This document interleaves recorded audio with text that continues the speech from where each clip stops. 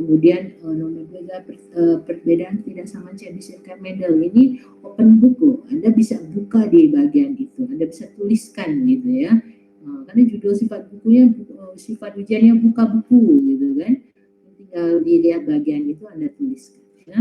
Bukan ada perbedaan sama CBC, ini kan untuk melihat berapa probabilitas pada sebuah nilai interval di mana X-nya itu berada pada nilai rata-rata dikurangi K kali standar deviasi sampai X bar plus K kali atau mu plus K kali standar deviasi. Berapa probabilitas? Oh, lebih besar 1 min per K kuadrat. Itu bisa. Kalau kayak medal kan ada 1/2,25. Itu peruntukannya berbeda. Kalau yang kayak medal dia khusus untuk yang distribusinya kontinu, ini modal. Mestinya menjawabnya begitu. Tidak tuntas Anda menjawab. Jadi nilainya diskon gitu ya. Jawabnya sedikit ya nilainya sedikit juga gitu ya. Kemudian jelaskan tentang populasi, karakter, modalitas dan contohnya saya minta. Ada yang menjawab jangan disayangkan. Ini kan konteksnya istilah-istilah ini dalam konteks statistik ya. Masa jawabnya modalitas karakter itu dikaitkan dengan karakter sifat yang mana ini kaitannya ke populasi, ini sekumpulan individu. Karakter ini yang menunjukkan sifat khusus yang ingin diteliti apa tuh gitu ya. Modalitas yang uraian daripada karakter, misalnya ciri khususnya atau karakternya tinggi badan dari populasi 35 mahasiswa kelas A yang mengikuti probabilitas nanti itu jelas ya, jelas individunya ada 35 orang misalnya.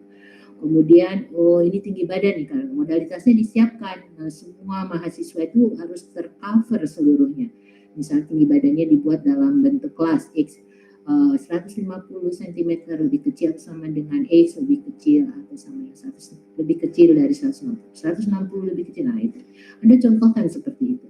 Ada yang menjawab demikian, ada yang kemana-mana jawabannya ya, modalitas apalah dalam konteks yang bukan statistik begitu ya. Kemudian nomor 2, jadi nilainya kalau dipertanyakan Bu kenapa saya dapat dari rinciannya ini saya bantu sebenarnya nilai-nilai itu. Seharusnya kalau salah ya sudah disalahin. Orang hasilnya beda, contohnya nomor 5 ya. Ini kan 0,7, nanti dibuatnya 0,8 ya salah persis. Datanya sudah salah ya hasilnya pasti salah. Harusnya nggak dapat nilai, tapi saya kasih poin gitu ya. Bantu-bantu caranya. Jadi bukan tidak teliti Anda, tapi nggak baca soal tampaknya ya. Kemana itu sumber masternya saya nggak tahu. Nomor 2 itu resikonya kalau ini, kalau nilainya yang bagus tuh tampaknya dia nggak bersama-sama kawannya itu ya, ada yang beda skip sendiri jawabannya agak terurai bagus, kemudian nilainya juga baik. Kemudian histogram ya, Anda diminta membuat poligon, histogram ini kan pertanyaan mudah gitu ya. Anda buat sumbu X-nya, kelas-kelasnya, sumbu Y-nya bisa dalam bentuk frekuensi absolut ataupun relatif. Di bagian B diminta frekuensi relatif dalam persen tapi kurva kumulatif. Nah, gimana bikin kurva kumulatif? Jadi distribusi frekuensi ini harus dibuat dalam bentuk berbeda gitu, dalam bentuk batas bawah dari kelasnya gitu ya.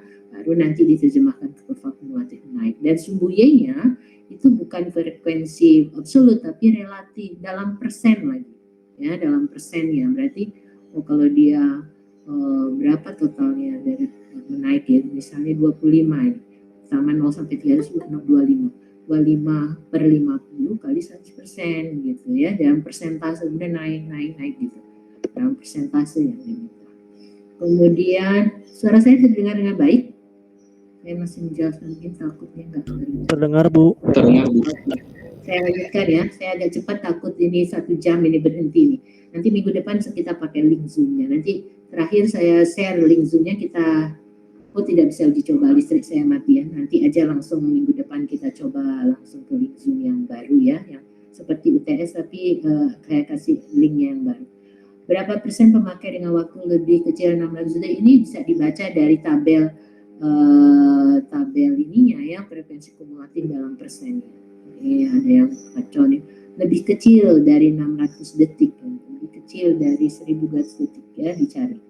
Kemudian 50% pemakai menggunakan waktu di bawah harga berapa.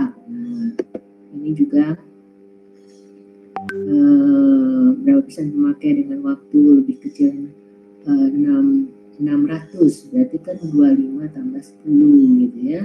35 berapa persennya itu? 35 per 50 kan 100%. Kalau lebih kecil 1.200 dijumlahkan semuanya ya. Kemudian 50% pemakaian menggunakan waktu di bawah harga berapa? Oh, ini rata-rata sih bisa dijawab ya. Sebesar 50%-nya ada di mana nih? Uh, Lihat dari 50% kan di 25 ya, totalnya kan 50, berarti di bawah harga 300 gitu ya.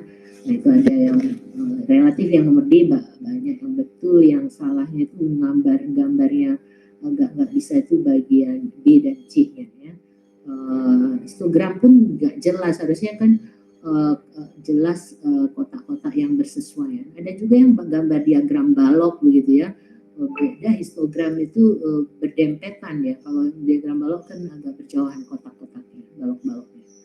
Itu sebagai ini ya. Nilainya kebanyakan saya bantu ya, dari poin-poin ini kan jawaban Anda kan minim gitu ya. Ya saya nggak bisa kasih maksimal tapi dikasih poin gitu ya. Kemudian jelaskan mengenai eksperimen sembarang. Nah ini sudah lanjut mengacu ke buku saja karena kita open book ya. Eksperimen sembarang itu apa? Oh, sebuah percobaan yang dilakukan secara acak. Itu ruang contoh S apa? Oh, seluruh hasil yang ada, kejadian sebagiannya hasil yang ada, probabilitas total Anda buat dalam definisi boleh, tapi dalam bentuk persamaan kan mudah. Probabilitas total mengacu kepada ekspresi apa? OPA P dalam kurung A union B. Itu rumusnya gimana? Oh, sama dengan PA tambah PB dikurangi PA intersection B, gitu kan? Probabilitas total mungkin bisa digambarkan dalam bentuk diagram Venn. Wah, nilainya lebih bagus lagi. Probabilitas gabungan, coba aja acu ke bukunya, nggak perlu dijawab sama saya. Sebenarnya ini rangkuman dari buku ya, apalagi open book, mestinya bisa Anda kerjakan dengan baik. Nilai-nilai tinggi itu bisa seharusnya. Probabilitas gabungan PA intersection B, mana itu rumusnya kalau dikaitkan dengan probabilitas kondisional. PA intersection B itu sama dengan apa? PA per B kali PB misalnya. Probabilitas kondisional, sebuah probabilitas di mana tidak dibandingkan terhadap ruang sampel, tapi dibandingkan terhadap kejadian yang lain yang lebih dahulu terjadi. Ekspresinya bisa PB per A, itu rumusnya gimana? PA intersection B, PB per A per PA gitu ya. Atau PA per B, PA intersection B per PA per B, jadi per PB. Nah, itu kondisional. Sertakan rumus-rumus yang ada. Tinggal dilihat di bukunya akan bisa. Kalau close book, wah baru serem nih dosennya ngasih close book pertanyaannya seperti ini. Open book yang diharapkan Anda mencari benang merah dari setiap pembahasan ke pembahasan. Jadi setelah ujian tuh Anda bisa lebih baik pemahamannya. Itu maksudnya sebenarnya ya. Dengan banyak soal, kalau pemahamannya bagus, cepat mengerjakan. Nah ini membedakan antara yang kurang, sedang, dan bagus. Maka nilainya kan bervariasi. Diharapkan seperti demikian, jadi bisa memotret pemahaman Anda kalau soalnya dibuat sedemikian rupa ya, bisa tahu nih kualitas mahasiswa seperti ini yang masih bekerja sama gitu kelihatan, jadi nilainya pun standar biasanya karena jawabannya tidak terlalu fokus ya. Kemudian yang B ini rumus bias, ini sudah banyak sekali contohnya. Oh ini ada industri A, industri B, gampang ya. 60% industri A diketahui, yang satunya B-nya tidak dikasih data, ya langsung saja 40%, karena yang berkaitan kan totalnya 1 atau 100% gitu kan. Yang ini A berapa nih yang rusak? 3%, berarti tidak rusak 97%. Yang B 2% yang rusak 98%. Ini diagram pohonnya. Tinggal yang banyak menjawabnya, yang ditanya ini dalam hal yang rusak, probabilitas barang datangnya dari perusahaan A, yang mau jawabnya banyak yang dari B. Ini dari mana ini? Dari latihan soal. Ini kan soalnya udah dikasih, ya beda dong latihan soal ataupun soal kuis dengan soal UTS gitu ya. Kemudian jelaskan cara berpikir untuk menjawab masalah probabilitas, ini sudah ada di buku, saya tidak perlu jelaskan lagi bagaimana ada tahapan-tahapannya ya, tinggal dituliskan saja lagi. Kemudian dari registrasi suatu lembaga pendidikan, misalnya ini probabilitas kalau diketahui laki-lakinya 2.800 ya, wanitanya berapa? 2.200. Tanya berapa probabilitas mahasiswa wanita? Ya 2.200 per 5.000 gitu, jawabnya gampang banget ya. Kenapa banyak yang salah juga? Nah ini paruh waktu pria wanita yang mempunyai pekerjaan paruh waktu. Nah, mana paruh waktu kan di seluruh total ya berapa seorang yang dipilih Acak punya pekerjaan paruh waktu, yang paruh waktu berapa? 1.600 per berapa? Per 5.000. Juga masih wanita yang memiliki pekerjaan, jadi dari wanita tadi dia paruh waktu, berarti paruh waktu per wanita, P dalam kurung yang paruh waktu per wanita, tinggal masukkan rumus P A interseksi yang wanita dengan paruh waktu per wanita, pekerjaan paruh waktu yang wanita per wanita, berapa wanita berapa per paruh waktu, tinggal membaginya saja. Ya, ini wanita sudah dijawab di pertanyaan di atas. Yang paruh waktu sudah dijawab di bagian kedua. Yang ketiga itu tinggal yang paruh waktu dibagi yang wanita. Sudah diurut sekali, tapi masih banyak yang salah. Kemudian nomor 5, jelaskan tentang variabel acak. Nah, ini tinggal ngambil aja di bukunya yang open book loh. Variabel acak itu didasarkan dengan ada yang ketidakpastian, didasarkan eksperimen sembarang, dinyatakan akan memberi. Dan bahasanya bisa diambil dari hukum probabilitas, ada hubungan antara berapa variabel acak dan memiliki masing-masing nilai probabilitasnya, ada persamaan matematisnya di sana, ada hubungannya gitu ya. Hukum pasangan, hukum marginal. Hukum pasangan ini menceritakan bagaimana ada dua variabel acak yang menunjukkan hukum dua dimensi ya, di mana dipasangkan masing-masingnya berapa probabilitasnya P dalam kurung XI, YI, itu sama dengan PX sama dengan XI, Y sama YI, dan gitu ya. Nah itu kalau marginal ini aneh-aneh jawabnya, ini kemana konteksnya. Nah, marginal ini kan mau mencari berapa probabilitas masing-masing variabel acak terhadap hukum pasangan, ada rumusnya, tinggal dimasukkan gitu ya. Jelaskan perbedaan antara permutasi dan kombinasi. Banyak hanya menjawab dalam level yang permutasi sesuai urutan, ada pengaturannya sesuai pengaturan kapan dia diambil gitu. Kalau kombinasi tidak memperhatikan urutan, cuma demikian ya. Padahal kan ada rumusnya. Permutasi gimana namanya, kombinasi gitu, n faktorial x faktorial gitu kan, n min x faktorial gitu, x faktorial nah dan sebagainya. Itu rumus-rumusnya kan berbeda antara permutasi dan kombinasi. Tinggal lihat buku juga, tidak ada kendala, mestinya cepat sekali menjawab. Dan terakhir ini anehnya datanya 0,7 ditulisnya 0,8, ya tentu salah jawabannya ya. Yang pekerjaan apa namanya yang bekerja ya F, berarti PF dicari, PF-nya adalah 0,7 tambah 0,7, ada yang beberapa yang betul. Kali dikurangi PA intersection B-nya berarti 0,7 kali 0,7, tinggal didapat gitu ya. Kemudian berapa tidak bekerja, PF aksennya sama dengan 1 mil PF. Seperti itu, sebentar banget sudah selesai, ini 2 jam kebanyakan. Nanti saya sharing nilainya ya setelah kuliah ini selesai. Saya lanjutkan dengan materi kita hari ini. Masih terdengar suara saya? Coba saya share screen dulu materinya. Takutnya harus ditanya-tanya dulu. Bagaimana, masih terdengar suara saya? Share screen saya sudah terlihat? Sudah terlihat, Bu. Suaranya baik ya? Terdengar jelas ya? Baik, terdengar jelas, Bu. Ya. Penjelasan UTS sudah bisa diterima? Nanti nilainya nanti ya. Nanti saya share. Oke, dibuat lebih baik lagi nilainya.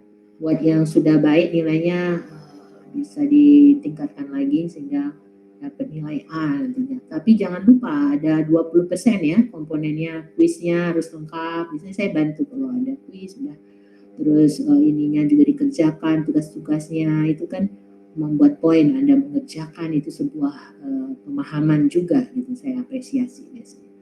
Jadi ada 20% membantu, jangan TSUS nilai bagus tapi enggak ada tugas, enggak ada kuis, ya nilainya akhirnya jatuh. Ada banyak kejadian seperti itu. Oke, saya lanjutkan materinya.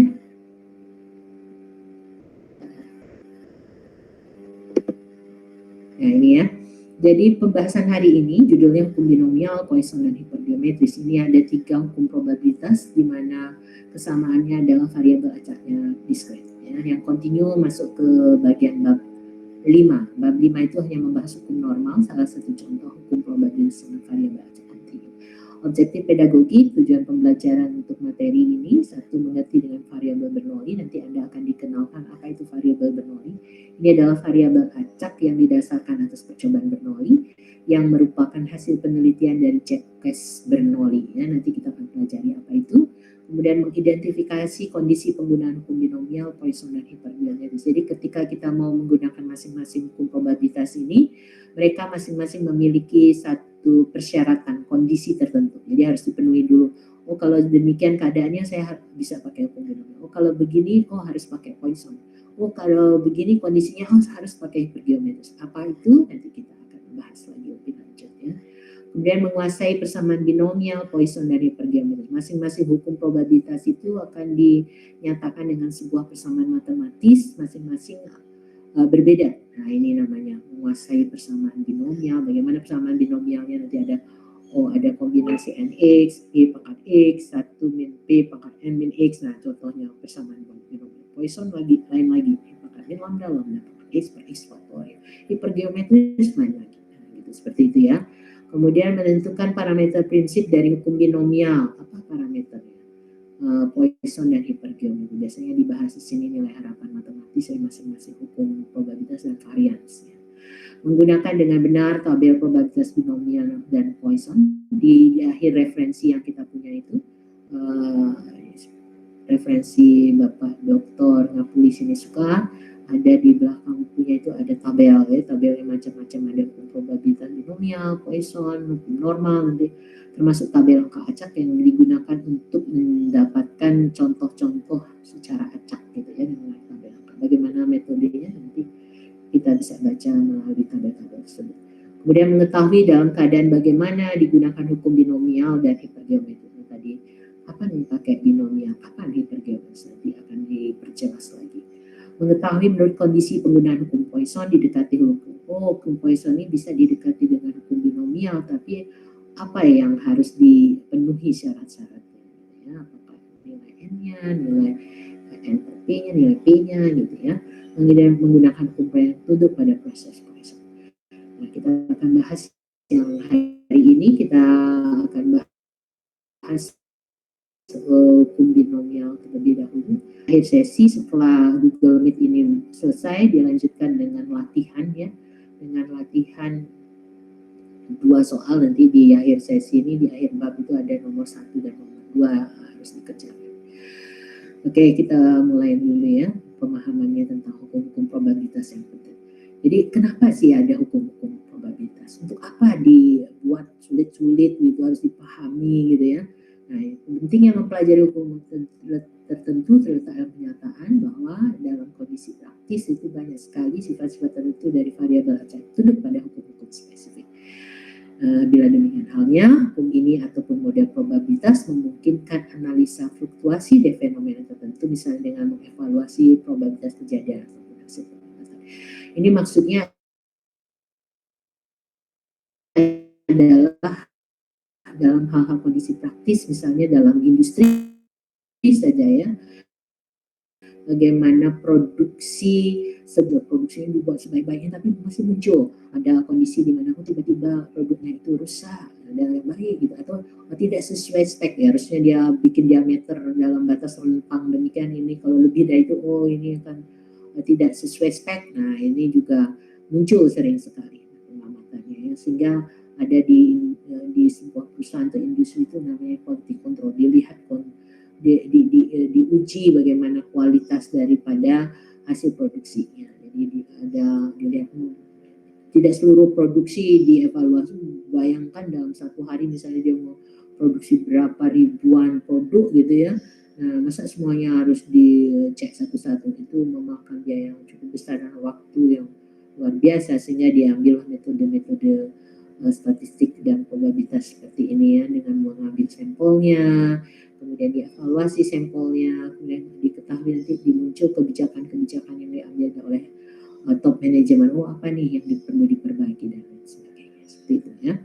Jadi banyak hal-hal praktis berkaitan dengan itu, salah satu contoh. Contoh yang lain banyak. Misalnya kita 2023 ini udah tahun pemilu itu ya, bagaimana euforianya mau memilih yang mana. Nah ini udah mulai menggunakan teknik-teknik probabilitas dan statistik ya, mulai ini calon ini populer nggak, gimana cara pengujian populer tidaknya, dia bikin sampel, lihat kualitas baru dia bisa maju ya, calon-calon anggota DPR, MPR demikian ya.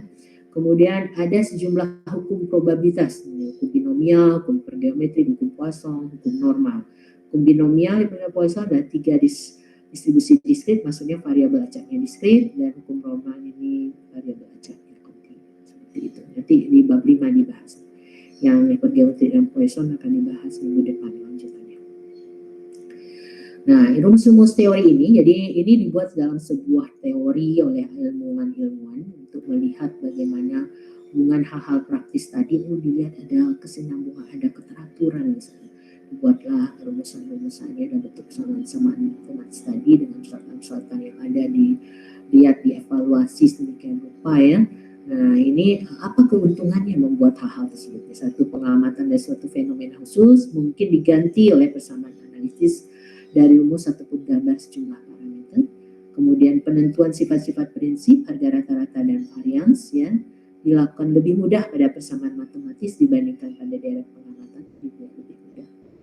Kemudian hukum teori ubah model dan mengurangi ketidakteraturan dan distribusi empiris. Jadi ketidakteraturan ini sering tidak dapat diterangkan dan datangnya dari fluktuasi pengambilan contoh, ketidaktepatan peralatan pengukuran, dan faktor lain yang tidak dapat dikontrol. Untuk menghindari hal tersebut ya, kita buat rumusan-rumusan persamaan-persamaan matematis tadi. Dan terakhir, ini sangat membantu sekali, tabel-tabel probabilitas telah dibuat untuk hukum yang lebih penting. Ini kan sebuah kerja keras juga ini, dari masing-masingnya X nilai N, misalnya P-nya demikian dibuat berapa probabilitasnya. Jadi kita lebih mudah, jadi tidak perlu lagi menghitung manual gitu, kita tinggal baca tabelnya saja. Nah, lebih mudah. Nanti coba bayangkan ada persamaan matematis dengan data-data X and P-nya berapa, kita masukkan di rumusan persamaan matematis tadi, agak lambat. Nah, dengan memahami baca tabel, jadi lebih cepat. Apalagi misalnya pertanyaan, buatlah grafik. Nah, grafik ini kita harus punya data yang banyak dulu nih. Nah, supaya datanya cepat ya baca tabel lebih cepat dibanding kita menghitung pakai kalkulator, memasukkan data-data ini berapa probabilitas masing-masing nilai yang lama gitu ya. Tapi perlu juga dipahami dalam perhitungan manual tadi karena untuk memahami dengan lebih baik. Ya. Tabel ini lebih gampang digunakan dan berguna untuk mengurangi aturan-aturan praktis tertentu. Kalau mengikuti kuliah saya sudah dibaca terlebih dahulu, ada bayangan Anda. Jadi kalau tidak bingung juga ya. Nah, setelah selesai kuliah dibaca lagi, wah lebih baik lagi. Latihan soalnya dikerjakan dengan baik, ya. Pasti dia dapat nilai A ya.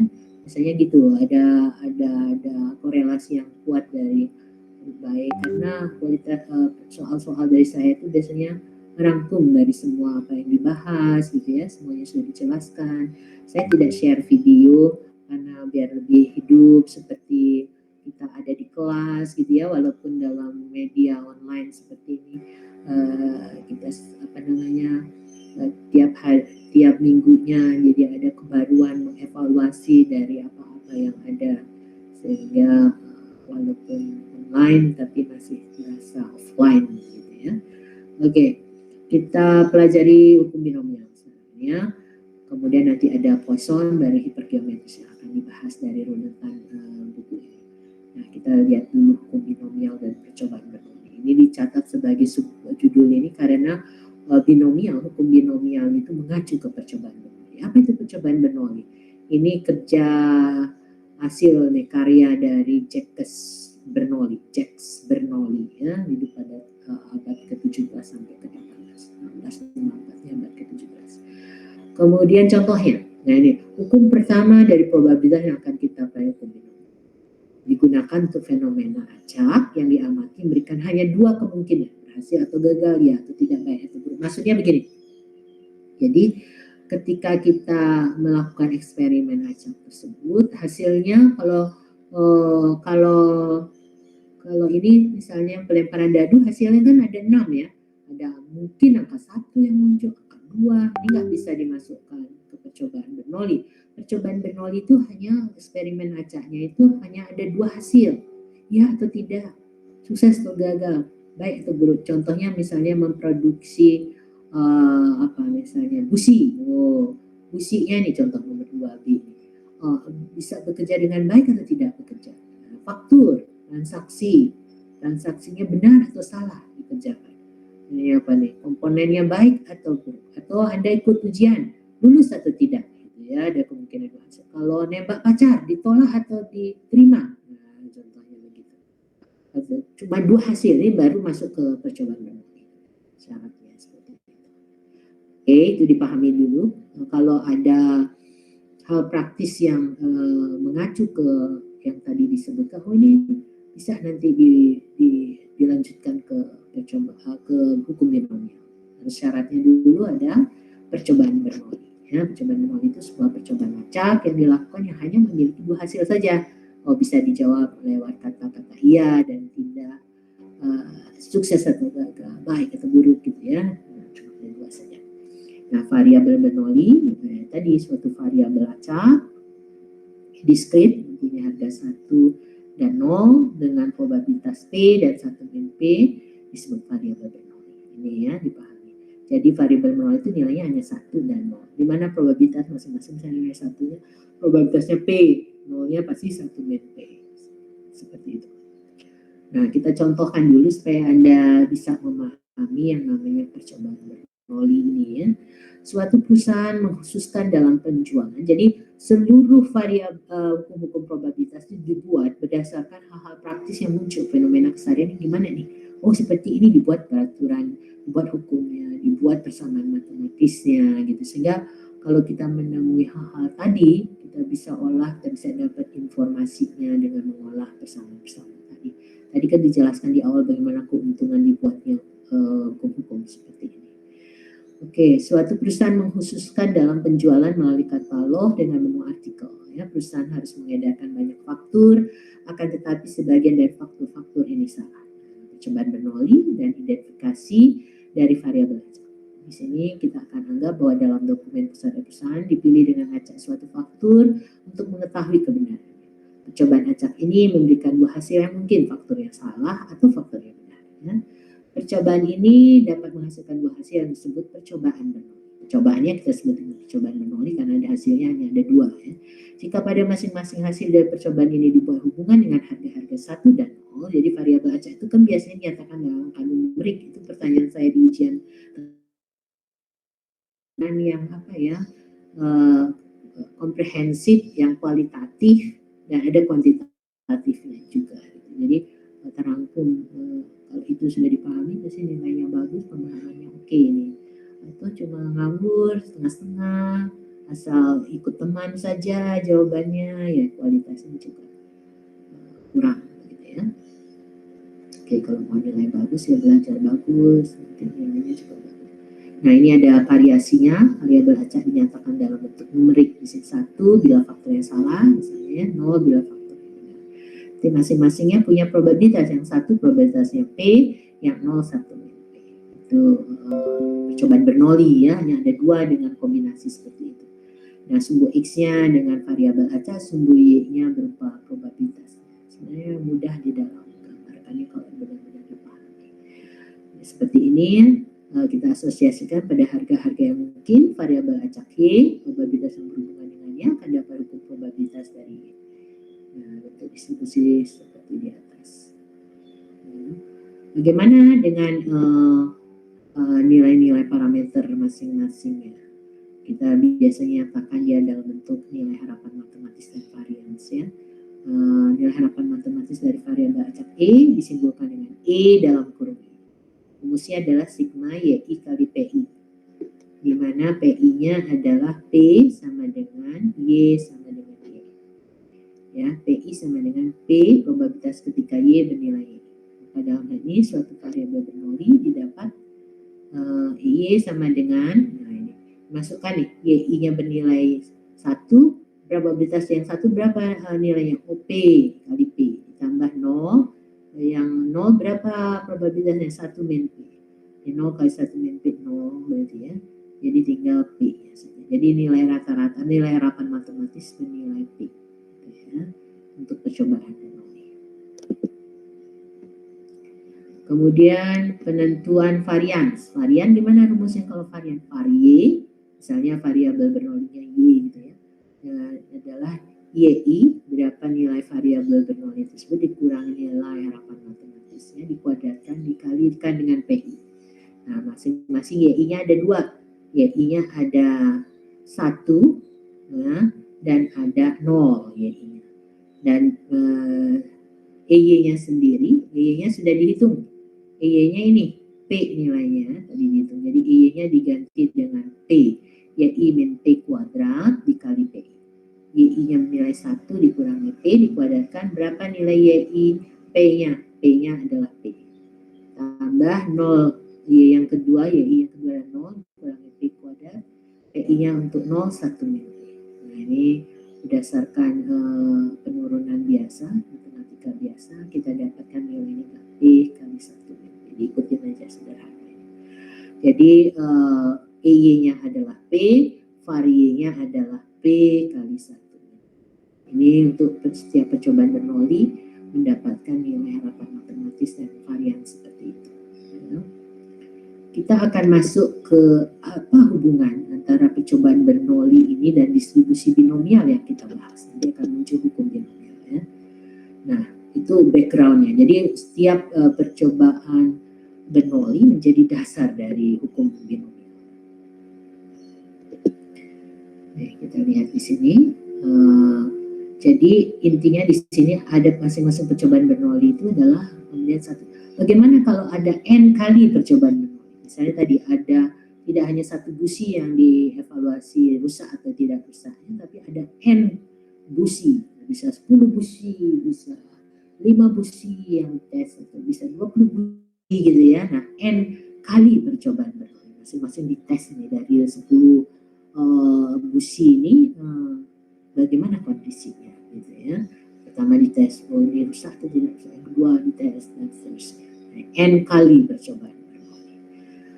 Kemudian dengan kata lain mengambil dengan acak n faktor. Jadi n-nya ini adalah sampel gitu ya, dengan contohan yang ada metode tertentu di dalam pengambilannya sehingga n ini mewakili n besar, mewakili dari populasi karakteristik. Jadi jangan sampai misalnya harusnya kecenderungan memilih si A dari data-data seluruh populasi, kemudian diambil contohnya kok jadi si B gitu. Nah, ini ada kekeliruan di situ ya. Harusnya mewakili dari populasi. Jadi mengambil contoh yang benar itu bagaimana tekniknya sehingga dia menyerupai dari populasi yang ada. Kemudian mencatat setiap kali hasil percobaan untuk mengetahui faktor benar atau salah. Dengan demikian dapat diberikan pertanyaan, berapa probabilitas pengamatan X faktor salah dalam satu contoh dan N faktor dari N faktor tersebut ya. Jika satu faktor salah datangnya dari kumpulan dokumen yang punya probabilitas salah. Perhitungan dari probabilitas ini mengingatkan pada hukum binomial. Nah, ini kita akan mengarah kepada hukum binomial. Kondisi penggunaan hukum binomialnya terhadap percobaan Bernoulli seperti apa?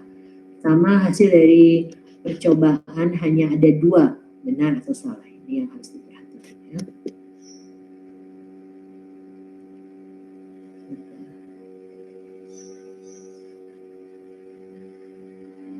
Oke.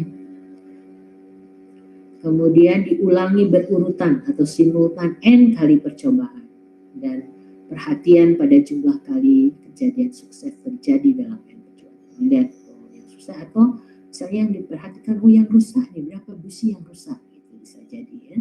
Dari n percobaan tadi misalnya ada 10 n nya 10 kali percobaan Bernoulli itu berapa yang rusak? Apakah 0 yang rusak semuanya bagus, atau 1 yang rusak, atau 2 yang rusak, atau sampai n yang rusak semuanya rusak gitu bisa jadi ya. Kalau ada kesalahan produksi bisa mungkin terjadi. Kemudian probabilitas terjadinya kejadian sukses adalah sama pada masing-masing percobaan dan dinotasikan dengan P. Ini harus disyaratkan, diperhatikan karena kalau ngambil yang pertama P, yang kedua bukan P kan sulit nanti mendeskripsikan. Jadi harus sama probabilitasnya. Jadi biasanya disyaratkan kalau pengambilan gitu ya, dari 10 yang ada, misalnya ada 10 busi diambil nih 1 busi. Nah, kemudian harus dikembalikan lagi. Kenapa harus dikembalikan? Probabilitasnya akan sama gitu, ngambil 1/10 yang pertama, kalau sudah tidak dikembalikan ngambil yang kedua menjadi 1/9 gitu ya. Nah, ini ada persyaratan yang namanya tidak tuntas. Kalau tuntas itu ngambil tidak dikembalikan. Kalau tidak tuntas ambil dikembalikan. Makanya di sini ada percobaan independen dan tidak tuntas. Dengan kata lain, kondisi pemilihan sama, tidak memodifikasi komponen populasi dari hasil pengamatan, tidak mempengaruhi hasil sebelumnya. Seperti itu ya, yang disyaratkan untuk percobaan hukum binomial dari percobaan bernolit ini. Jadi N kali percobaan bernolit kita lahirkan yang namanya hukum binomial ini, dimana kita bisa buat pernyataan dari hukum binomial ini seperti ini. Di bawah kondisi ini dapat ditentukan probabilitas bahwa pada saat N percobaan berlangsung suatu kejadian katakan sukses dengan probabilitas B terjadi X kali. Nah, jadi maksudnya misalnya tadi ada 5, misalnya N-nya adalah 5 gitu ya. Dari 5 busi ini berapa yang rusak? Apakah kita mau mengevaluasi kalau 2 yang rusak berapa probabilitasnya? X-nya ini 2 misalnya. Atau X-nya ini bisa 0 yang rusak. Nah, berarti semuanya bagus. Berapa probabilitas? Kita bisa hitung dari persamaan-persamaan yang ada tadi. Nah, ini hukum binomial. Bagaimana persamaannya? Setiap hukum itu dinyatakan dalam sebuah persamaan matematis. Ya, untuk hukum binomial persamaan matematisnya seperti ini. Px sama dengan X, ya, X kecil ini nilainya, sama dengan Nx. Ini Anda mungkin ingat dengan kombinasi. Makanya saya di UTS selalu saya tanya, apa beda permutasi kombinasi? Apa itu kombinasi?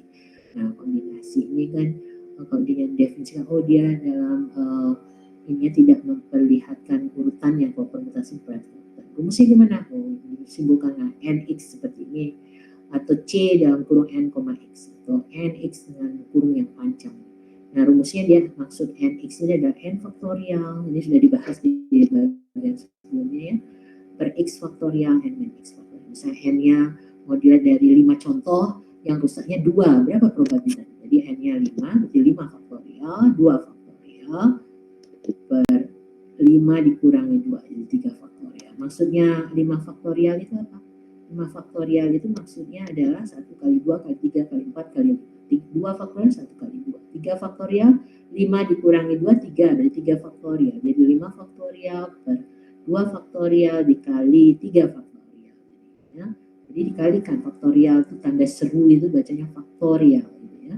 Jadi dikali dengan P pangkat X, jadi P-nya misalnya probabilitas yang rusaknya berapa? Yang mau dicari yang rusaknya ya. Pangkat X berapa jumlah X-nya. Jadi misalnya probabilitas yang rusak itu 0,1. Pangkat kedua yang rusak pangkat 2, kemudian tidak rusaknya Q atau 1 min P, jadi 1 dikurangi 0,1, 0,9 dipangkatkan 5 dikurang 2 jadi pangkat 3. Jadi sini 2 di sini 3 di totalnya 5 ya. Ya harus dilihat seperti itu. Dengan X-nya nilainya harusnya bisa 0 sampai dengan N. Kalau X-nya 0 yang rusak, 0 faktorial sama dengan 1 ya. Nilai P-nya antara 0 sampai 1. Oke, nah ini rumus ini. Px sama dengan X untuk hukum binomial bisa dinyatakan dalam ekspresi seperti ini. B-nya kecil, B dalam kurung X, N. Kalau P pakai besar, B-nya besar, N, P saja. Ya. Jadi kalau berapa X-nya, N-nya berapa, P-nya berapa, kita langsung bisa baca tabelnya, tinggal sama dengan berapa, 0, berapa gitu. Bisa dibaca dengan sebab ini dipahami cara penulisan seperti ini. Ya, oke, ini siap-siap mau sudah 1 jam.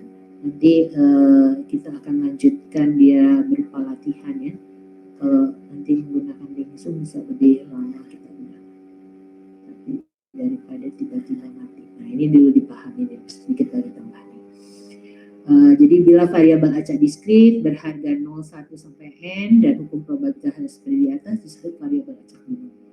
Ini nilainya. Kapan kita menggunakan hukum binomial? Ini mengacu kepada angka angketnya. Apa itu angka angket? Oh, ada N besar, ada N kecil, berarti angka angketnya N kecil per N besar. Nilainya harus lebih kecil atau dengan 0,10. Kita gunakan pakai binomial. Kalau lebih besar daripada 0,1 kita gunakan hukum hipergeometris. Kenapa? Ini biasanya kan pengambilan di umumnya itu tidak tuntas. Jadi habis diambil dia tidak dikembalikan lagi. Masih bisa digunakan hukum binomial. Tadi kan syaratnya harusnya tuntas, harusnya harusnya tuntas gitu ya. Nah ini kalau ini deh, harusnya tidak tuntas, maaf. Hukum binomial yang diberikan berdasarkan pengambilan secara tidak tuntas. Jadi dikembalikan lagi dia harusnya. Tapi banyak sekali kita hadapi dia tuntas. Nah, biasanya tuntas. Maka itu bisa dimaklumi asalkan ada kompensasinya angka angket yang diajukan. Angka angketnya harus cek dulu. Jadi setiap kita kapan nih menggunakan hukum binomial atau hipergeometris, kita harus cek dulu angka angket. Angka angket itu apa? N kecil, berapa contohnya dari N besar, dari populasi, berapa N besarnya, kita lihat cek nilainya, lebih kecil atau sama dengan 0,10 enggak? Nah, kalau lebih kecil atau sama dengan 0,10 kita pakai binomial. Kalau lebih besar kita gunakan. Seperti itu ya. Tuh dulu.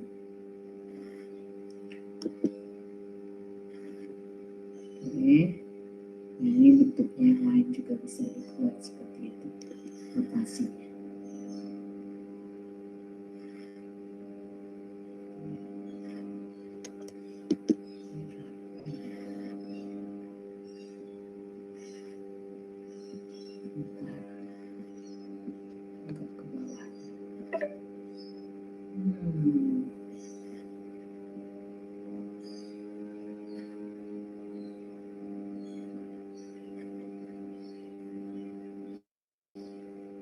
Ya, masih ya.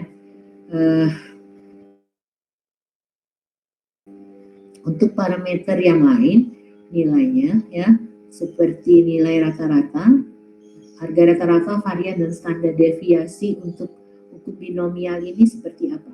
Ini nilainya IX-nya itu adalah tadi satu percobaan bernolik P, berarti kalau N kali P gitu ya. P-nya kita sudah hitung di atas. Var X juga demikian, variansnya untuk satu percobaan 0 P kali 1 min P berarti ini N kali P 1. Berarti tau X standar deviasi adalah akar dari N kali P 1. Demikian ya. Nah ini contohnya seperti ini. Sebelum Anda masuk ke latihan, biasanya sebentar lagi sudah langsung mati deh. Ini ya contohnya seperti ini. Jadi seorang teknisi dari suatu perusahaan memverifikasi dengan bantuan suatu kalibrator diameter komponen yang dibuat oleh suatu mesin. Komponen diklasifikasi rusak jika diameter terlampau kecil, jadi ataupun terlampau besar. Jadi diinginkan diameternya tepat gitu ya. Kalau lebih kecil atau lebih besar dianggap termasuk kualifikasi rusak gitu ya. Data-data yang didapat selama waktu tertentu oleh Departemen Quality Control mesin perkakas memperlihatkan 10% dari komponen yang dihasilkan rusak. Jadi ini P-nya besarnya 0,10, 10 per 100 itu ke 0,10 ya. Suatu lot terdiri dari 500 komponen, berarti ini N besar. N besarnya akan diperiksa. Jika teknisi memilih dengan acak 5 komponen, ini N-nya kecil, N kecil sama dengan 5, N besarnya 500 ya. Yang memberikan harga angket berapa harga angketnya? N kecil per N besar 5 per 500, jadi sama dengan 0,01, ini lebih kecil dari 0,1. Jadi kita bisa gunakan hukum binomial syaratnya ya, sudah terpenuhi. Jadi itu cek dulu tuh berapa N kecilnya, berapa N besarnya, dibandingkan N kecil dan N besar, lihat nilainya lebih kecil dari 0,10 atau 0,1 enggak gitu ya. Lebih kecil oke, kita pakai binomial. Identifikasi variabel acak yang ditinjau dalam percobaan ini, harga-harga yang mungkin dari variabel ini, demikian juga hukum probabilitas. Bila X adalah jumlah komponen rusak dalam suatu contoh berukuran N sama dengan 5, X merupakan suatu angka tertentu, variabel diskrit, di mana harga-harga yang mungkin adalah X-nya bisa 0, maksudnya yang rusaknya itu tidak ada, 0 yang rusak, nanti semuanya bagus gitu ya. Atau satu yang rusak sampai 5 yang rusak. Dari yang diambil contoh mungkin 5-5-nya rusak, kebetulan gitu dapatnya. Nah, hukum probabilitas yang berhubungan dengan kondisi penggunaan sebelumnya adalah hukum binomial. Nah, karena P-nya lebih ke ini N-nya 5, P-nya 0,10 dengan angka angket tadi 0,1. Jadi nulisnya B dalam kurung, di huruf kecil ya, X, N, P, N, P-nya 0,1. Karena 10% dari kerusakannya. 0,1. Oke, P-nya 0,1. Kemudian berapa probabilitas pengamanan 3 komponen yang rusak dari N5 ini. Jadi X-nya 3, N-nya 5. Oke, masih ya, masih ada. Kok kemana-mana.